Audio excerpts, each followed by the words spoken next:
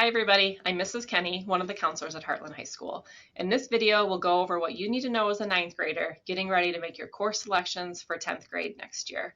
So you'll watch this video today in your English classes, and then tomorrow in first hour, you'll get your green course selection sheet for 10th grade. We're going to go over this today in the video.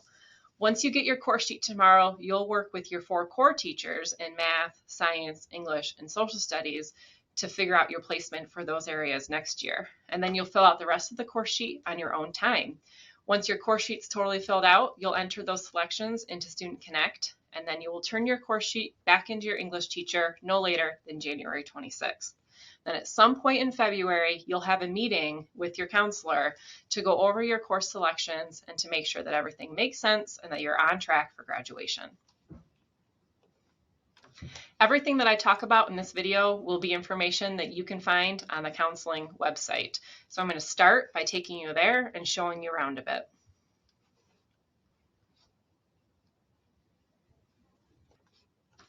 Once you're at heartlandhighschool.us/counseling, you'll have the menu on the left-hand side, and under scheduling is where you'll find what I'm talking about. So here you'll find the scheduling videos that are recorded, the course sheets, and then a couple of other handouts that I'll refer to throughout the presentation.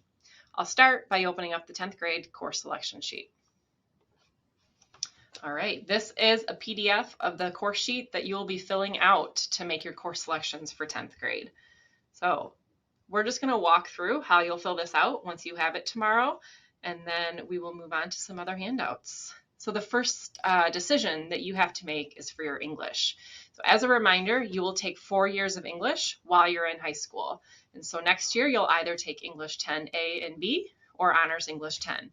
No matter which one you pick, that's going to be 1 credit of English for your 10th grade year. So you'll work with your current English 9 teacher to make the appropriate selection for next year. And then we encourage you to circle the credit value over here. That step just helps you do the math down here at the bottom. The second decision that you have to make is social studies.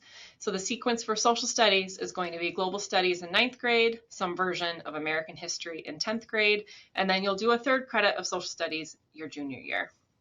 So next year you'll either select American history A and B or AP US history. Either of those will satisfy the 10th grade history graduation requirement. So you'll work with your global studies teacher on making the appropriate selection.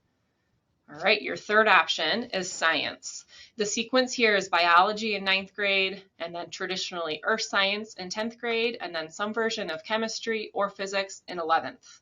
So for many of you, you're just going to circle earth science with the approval of your biology teacher. You'll circle the 0.5, and you'll move on.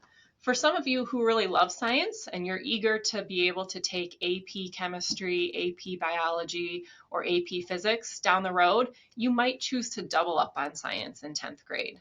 So that would look like taking earth science and honors chemistry, or earth science and honors physics. Doubling up on science in 10th grade can allow you more time to access those AP science classes in 11th and 12th grade. This would certainly be a conversation you should be having with your current science teacher to see if that's appropriate for you and makes sense. And you would need to make sure that you have the math prerequisites necessary for those honors level science classes if you're looking at doing that. We'll talk about prerequisites in a minute. All right, next up is math. So you'll work with your current math teacher to make the selection between geometry, honors geometry, Algebra 2, or Honors Algebra 2, depending on where you are right now in math. So for most of you, you'll have selected 4 credits worth of classes, 5 if you're going to double up on science. And then we're looking at world language. You need to have 2 years of the same world language for graduation purposes. For those of you that started your language in 8th grade and you're taking the 2nd year of that language right now in 9th grade, you're done as far as graduation requirements go. You might choose to pursue like Spanish 3 or French 3 or whatever it is because you like it, but it's not necessary. Others of you might be in the 1st year of your language right now, in which case you would probably be selecting the 2nd year. So if you're in Spanish 1, you might be taking Spanish 2. If you haven't started your language yet, we strongly recommend that you do that in 10th grade so that you can get the 2 years done in 10th and 11th versus 11th and 12th. If you are moving on to year 2, 3, 4 of your language, then your current language teacher will be the person signing off in this box. If you're starting your language for the first time next year, we ask that you get a signature from your current English teacher signing off on that placement. So if you are an excellent student in English and reading and writing are strengths of yours, your English teacher might approve or recommend honors level world language. If that's not your strength, then they'll probably sign off on you going into the regular Spanish 1 or French 1 or something like that. Okay, so the last part of this box on the left-hand side is electives. So depending on how many credits you've selected from English down to world language, you need to get to 7 total. And so you'll do the difference here and figure out how many credits worth of electives you need. If you haven't taken health or PE yet, it's important to get those out of the way, especially health. If you plan on doing sports or band in lieu of PE, that's okay. But we definitely don't want to hold off too far for health. If you have any other graduation requirements, like let's say maybe you didn't pass one of the classes first semester this year and you need to repeat that, you could also write that here in this box. Otherwise, all of your course selections in this area will be electives that interest you from the back side of the course sheet. So here is where you'll find course offerings for 10th through 12th graders, okay? So I'm going to zoom into this top left corner. Applied Tech in District. So we have a couple of examples I want to show you. So like Auto 1 is available for 9th through 12th graders and it's half a credit. You'll see Energy Technology, for example, is available to 11th and 12th graders. So that wouldn't be one that you're eligible for. And that's a 2-credit class. So I'll talk a little bit more about that. Next to the credit value, for some classes, you might see some letters in parentheses. So an A is going to indicate that there's an application for that program. That only applies to these shared time programs that are housed at the other high schools in the county. A 2 indicates it's a 2-hour block, like auto, media broadcasting, cadet teaching, and work-based learning.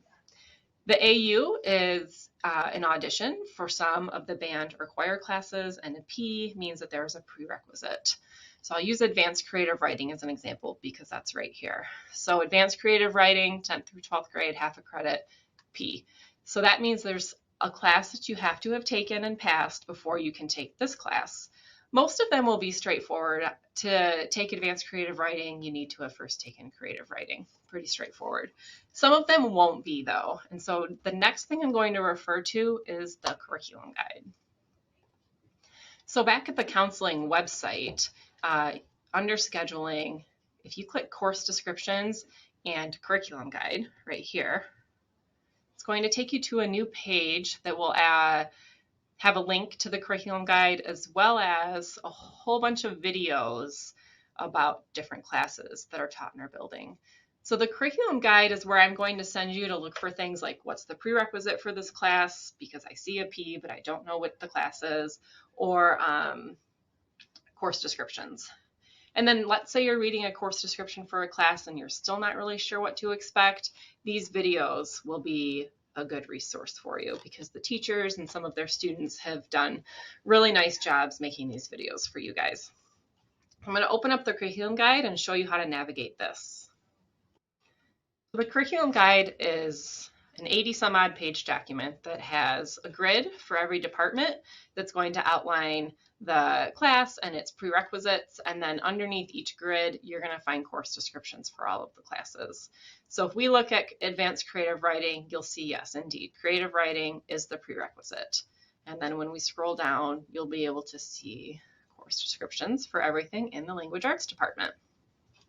It's very important that you are accessing and using the curriculum guide. At the beginning of each semester, we have students who are coming to us saying, this class isn't what I expected. I didn't know it was going to be X, Y, and Z. And that's usually an indication to me that a student didn't read course descriptions in the curriculum guide. All right, back to the course selection sheet. So once you have this whole left-hand side filled out with 7 credits, so you've got your core classes, potentially a world language, and then your electives, and this is equaling 7 credits. those are the classes that you're going to put in Student Connect. This is your, if I could have it my way, perfect schedule. That's what you've selected. But we know that that's not always the case, and sometimes we end up having to use course alternates. So over here on the right-hand side, you're going to rank order 6 more electives that you would be just as happy having in case any of these don't work out. And what I mean by that is, let's say one of the electives that you've selected conflicts with one of your other classes, or it fills up, or it doesn't run due to low interest. Then your counselor is going to pull your course selection sheet and run down your alternates list to try to make one of those fit in. So that means that you have to carefully pick your 6 classes. If you don't pick 6 classes, then your counselor will be left having to select for you, which doesn't always work out in your favor. And then something else I want to note too, sometimes we have students write, like, let's say team sports, creative writing, and I don't know, mythology down here as their like top 3 electives. And then over here, they write the same 3, team sports, creative writing, mythology, and 3 more. Writing them in both boxes doesn't make your chances any better. It just means we now have fewer alternates to pick from. So if you've repeated 3 of your alternates are classes from the other side, then that just means now we're down to your 4th choice. So don't write any classes in both boxes, because that doesn't help you and it doesn't help us. And like I said, if you don't fill out your 6 alternates, then that leaves your counselor kind of selecting for you. So make sure that you do this thoroughly and that you do it carefully. All right, so the last pieces are student signature, parent signature, and your phone number. I always like to explain why we have you put your phone number. So you have your last day of school in May, and you run out of this building and it's summer vacation. Your counselors are still here working on schedules, and so for the following year. And so if I'm having an issue and I really need some assistance from you for clarification or to make a difficult decision about the courses you've selected, then I need your direct line so that I can get in touch with you. So we do ask that you put your phone number here on this line. It's not often that we need to reach out to you, but if we need to, it's super helpful. Okay, so your next step after you have filled out your course sheet completely is entering them in Student Connect. So here where I found the course sheet, there is a link to the instruction sheet as well. This handout goes over step-by-step how to get into Student Connect, where to find, next year's track, and to enter your requests. You need to be sure that you have hit save so that they go in and that you have clicked carefully the right courses. Sometimes we'll have students, like click Algebra 1 when they meant to click Algebra 2, and that can be kind of a big mistake. And then make sure it adds up to 7, hit save, sign out, and you're all set with that step. I will add, if you need access to a computer, please let your counselor know. We can help you out with getting your courses into Student Connect if you can't do that at home. All right, the next 2 handouts I want to show you are these 2, VPA and additional course offerings. I'll start with VPA. Every student needs 1 credit of VPA for graduation. Most times, more often than not, students have selected a credit worth of VPA without going out of their way. Like, they pick these classes, but without actually looking at this list. There are a lot of courses that satisfy the VPA requirement. Usually I don't really worry about this until we're in 11th grade going into 12th and don't have VPA yet.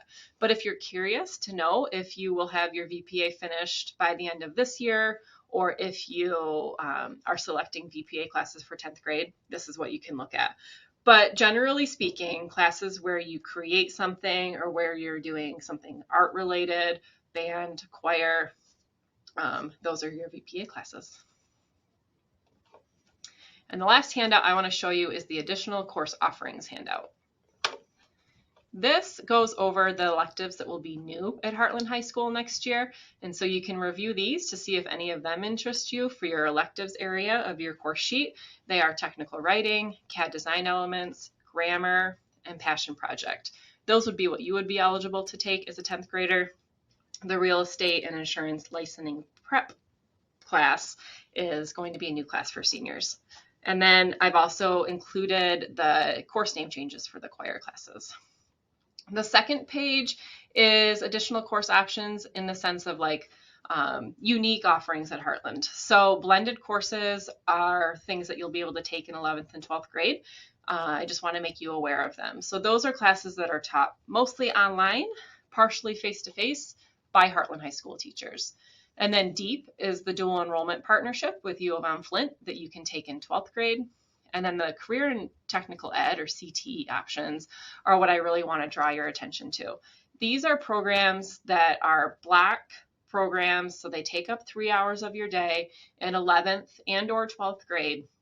And the reason I want to make you aware of them, not just so that you know some of the cool opportunities you might have as an upperclassman, but to really emphasize how important it is that you're getting your other graduation requirements out of the way in 10th grade. So really take health, don't put that off. If you're not sure if you're going to do band or sports to get your PE waived, then take PE in 10th grade. Or if you haven't passed something or you haven't started your language, we want to get that started so that if these programs interest you, you have room for them in your 11th grade and 12th grade schedule. So the shared time programs are the programs that are housed at the other high schools in the county. You'll see what those are here. Some of these are 2-year programs. Some of them feed from one to another, like you might do Health Act in 11th grade and EMT in 12th grade or something like that. Some of these shared time programs also feed into the early college, which is the right-hand side here. The early college, you can read the description here, but the general idea is that you would do a 13th year of high school, but you're not actually in this building for that. You're taking college courses and the district is footing the bill, and you finish with a credential when it's all said and done. If any of these interest you, definitely bring it up when you meet with your counselor so that we can keep that on our radar and make sure that we're getting you that information as it comes along. But these would really be things that you would want to be keeping in mind for this time next year when you're scheduling for 11th grade. Okay, we're coming to the end of the video. This video will be saved and posted on the website if you need to refer back to it as you work on filling out your course sheet at home.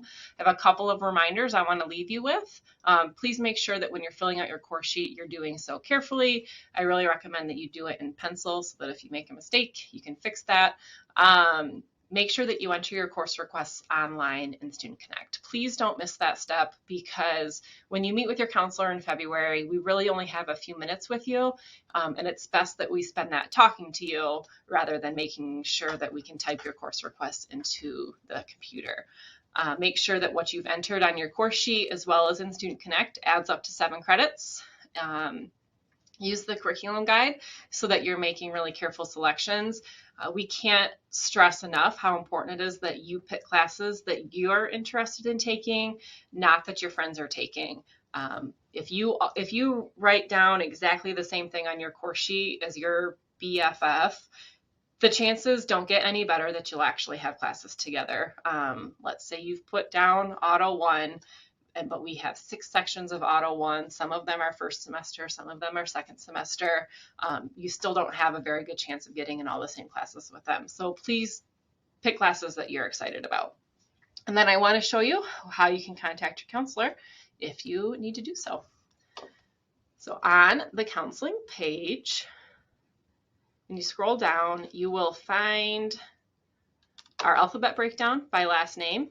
And then our emails are our first and last name at heartlandschools.us. So you can email us if you have any questions. You can always stop by the counseling office to see if we're available, and we would chat with you when we're free. And you can call the counseling office, and you'll get directed back to your counselor's phone. So any of those are appropriate ways to get in touch with us. Otherwise, we will get your course sheets to you tomorrow morning, and we'll be seeing you in February. Make sure that you follow these directions carefully and get everything turned back into your English teacher by January 26th. Have a great day. Bye.